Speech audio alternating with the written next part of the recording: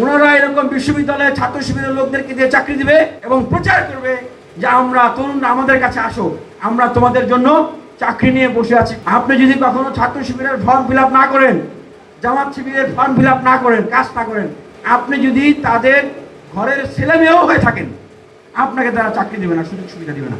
আমরা দেখেছি যে গতকালকে ডাকসু থেকে একটা উদ্যোগ নেওয়া হয়েছে। কি উদ্যোগ? তারা মার্কেটিং করতেছে, সেল করতেছে যে তারা 400 কতজন শিক্ষার্থীকে চাকরি দিয়েছে। দেখেছেন না আপনারা যে আমরা এরকম বেকারদেরকে নিয়ে কাজ করি। আমি আপনাদেরকে চ্যালেঞ্জ করে বলছি, সেই 400 যতজন আপনারা খোঁজ নিয়ে দেখেন, সেইখানে 0.somethingও ছাত্র শিবিরের বাইরে কেউ নাই। ওনারা এরকম বিশ্ববিদ্যালয়ে ছাত্র শিবিরের লোকদেরকে দিয়ে চাকরি দিবে এবং প্রচার করবে যে আমরা তরুণরা আমাদের কাছে আসো, আমরা তোমাদের জন্য চাকরি নিয়ে বসে আছি, কর্মসংস্থান নিয়ে বসে আছি।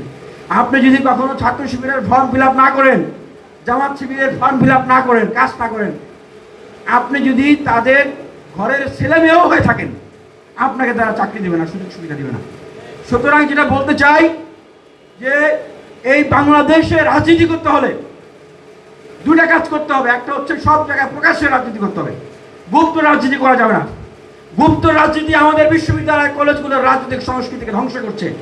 আমরা যেটা দেখেছি বিগত সময়গুলোতে বিশ্ববিদ্যালয় কলেজে যারা ছাত্রলীগের সাথে মিটিং মিছিল করছে, তারা তাদের অর্থ, জনবল, শক্তি, রাষ্ট্রীয় প্রভাবকে ইন্টারিমের সময় কাজে লাগিয়ে তাদেরকে বিভিন্ন জায়গায় নেতা বানিয়েছে এবং বাংলাদেশের বিভিন্ন জায়গায় এরকম লোকদেরকে তারা এমপিও বানিয়েছে। এটা বাংলাদেশের রাজনৈতিক সংস্কৃতিকে নষ্ট করছে, কলুষিত করছে।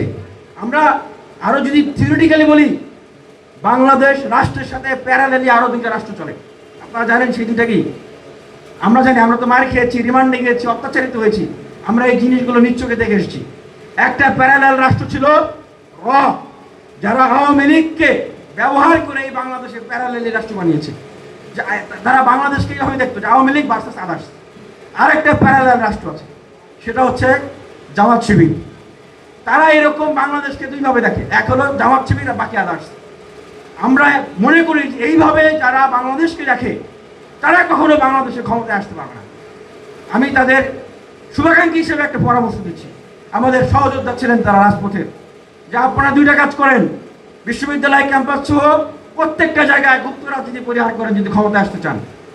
আরেকটা কাজ করেন, আপনারা সমগ্র বাংলাদেশকে ধারণ করে রাজনীতি করেন। যারা শিবির করে বা জামাত করে বা না করুক, তাদের জন্য আপনারা কাজ করেন, আপনারা ক্ষমতায় আসতে পারবেন। আর যদি আপনাদের এখন ডিসফাংশন হয়ে যায় যে আপনারা ধর্মের দিকে গেলে রাজনীতিতে টান পড়ে, রাজনীতি দিয়ে গেলে ধর্মেতে টান পড়ে, তাহলে আপনারা কাজ করেন, আপনাদের যে আরেকটা এক্সটেনশন আছে এনসিপি, এইটাকে আপনারা আপনাদের পলিটিক্যাল ফ্রন্ট বানান, আপনাদের আধ্যাত্মিক ফ্রন্ট বানান আপনারা জামাত ইসলামকে, যেরকম ভারতে বিজেপি রাজনীতি করে। শুভাকাঙ্ক্ষী হিসেবে আমি এই পরামর্শটা দিলাম। আর না হলে কেবলমাত্র তারাই ক্ষতিগ্রস্ত হচ্ছে না, আমাদের পুরো বাংলাদেশের রাজনৈতিক ব্যবস্থা আসলে